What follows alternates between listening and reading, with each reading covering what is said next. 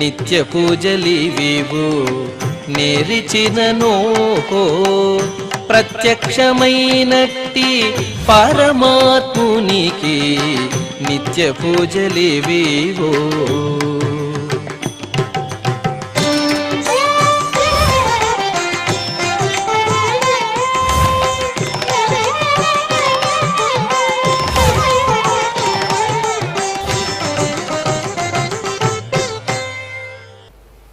ఓం నమో వెంకటేశాయ.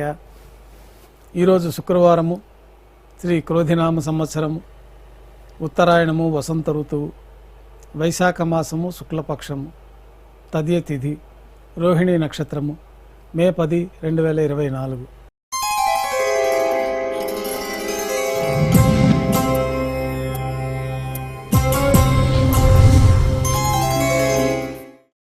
ఉభయ దేవేలతో శ్రీ మలయప్ప స్వామివారు బంగారు తిరిచిపోయిన వేంచేస్తారు.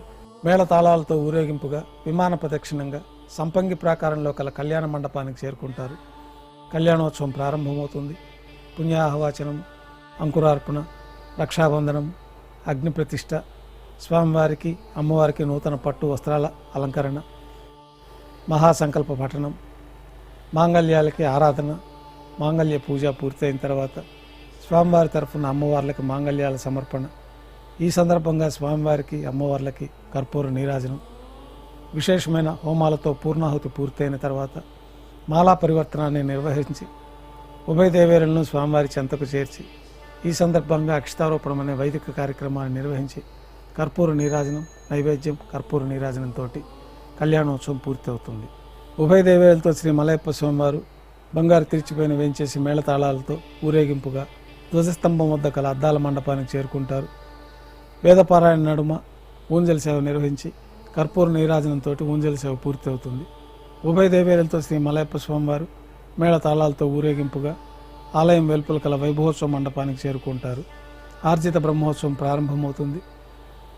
బంగారు గరుడ వాహనం పైన శ్రీ మలయప్ప స్వామివారు వేంచేస్తారు. కర్పూర నీరాజనంతో గరుడ వాహన సేవ పూర్తి అవుతుంది. హనుమంత వాహనం పైన శ్రీ మలయప్ప స్వామివారు వేంచేస్తారు.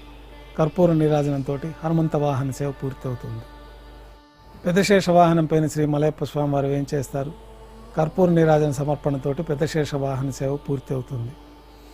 బంగారు తిరిచిపైన శ్రీ మలయప్ప స్వామివారు వేంచేసిన తర్వాత ఉభయ దేవేరులతో కలిపి శ్రీ మలయప్ప స్వామివారికి కర్పూర నీరాజన సమర్పణతోటి ఆర్జిత బ్రహ్మోత్సవం పూర్తి అవుతుంది. ఆర్జిత బ్రహ్మోత్సవం పూర్తయిన తర్వాత ఉభయ దేవేరులతో శ్రీ మలయప్ప స్వామివారు నిత్యోత్సవం సందర్భంగా మేళతాళాలతో ఊరేగింపుగా ఆలయంలో విమాన ప్రదక్షిణంగా భాష్యకారుల సన్నిధి ముఖమండపంలో వేంచేస్తారు. అక్కడ నైవేద్యం ఆస్థానం పూర్తయిన తర్వాత బంగారు వాకిల్లో వేంచేస్తారు. నైవేద్యం పూర్తయిన తర్వాత గర్భాలయంలో వేంచేస్తారు. సాయం సంధ్య వేళలో 1000 దీపాలతో అలంకరించబడిన సహస్ర దీపాలంకరణ సేవ మండపానికి రోహిణీ నక్షత్రం సందర్భంగా కృష్ణస్వామివారు, రుక్మిణి అమ్మవారు మేళతాళాలతో ఊరేగింపుగా చేరుకుంటారు. వేదం, గానం, నాదం నడుమ సహస్ర దీపాలంకరణ సేవ నిర్వహించి రోహిణీ నక్షత్రం సందర్భంగా తిరువీధుల్లో కృష్ణస్వామివారు, రుక్మిణి అమ్మవారికి ఉత్సవం నిర్వహించుకొని ఆలయంలో వేంచేస్తారు. ఆలయంలో ఆస్థానం పూర్తయిన తర్వాత గర్భాలయంలోకి వేంచేస్తారు. వెంటనే రాత్రి తోమాల సేవ ప్రారంభమవుతుంది.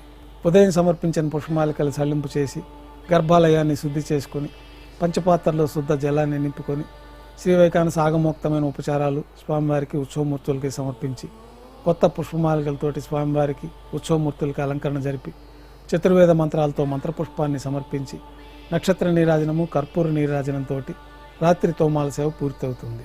అష్టోత్తర శతనామావళితో అర్చన నిర్వహించి రాత్రి నైవేద్యంలో భాగంగా అన్నప్రసాదాలు, పన్యారాలు ఘంటానాదం మధ్య నైవేద్యంగా సమర్పించి తిరువీస నైవేద్యం పూర్తయిన తర్వాత భక్తులని సర్వదర్శనానికి అనుమతిస్తారు.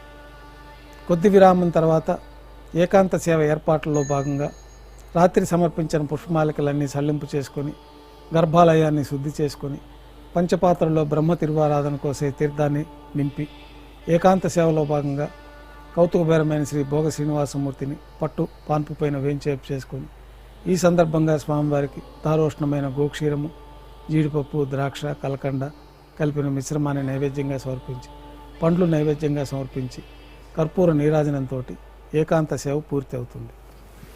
ఓం నమో వెంకటేశాయ.